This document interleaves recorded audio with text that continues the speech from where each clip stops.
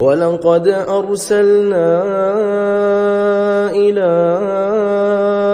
أمم من قبلك فأخذناهم بالبأساء والضراء لعلهم يتضرعون فلولا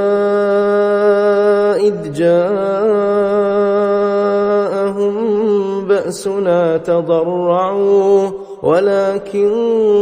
قست قلوبهم وزين لهم الشيطان ما كانوا يعملون فلما نسوا ما ذكروا به فتحنا عليهم أبواب كل شيء حتى إذا فرحوا بما أوتوا أخذناهم بغتة فإذا هم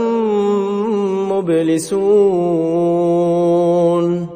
فقطع دابر القوم الذين ظلموا والحمد لله رب العالمين قل أرأيتم إن أخذ الله سمعكم وأبصاركم وختم على قلوبكم من إله غير الله يأتيكم به انظر كيف نصرف الآيات ثم هم يصدفون قل أرأيتكم إن أتاكم عذاب الله بغتة أو جهرة هل يهلك إلا القوم الظالمون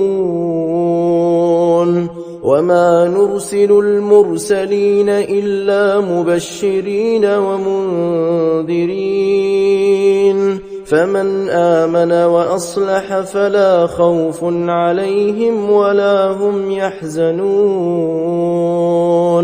والذين كذبوا بآياتنا يمسهم العذاب بما كانوا يفسقون قل لا أقول لكم عندي خزائن الله ولا أعلم الغيب ولا أقول لكم إني ملك إن أتبع إلا ما يوحى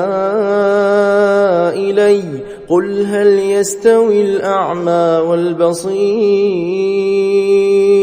أفلا تتفكرون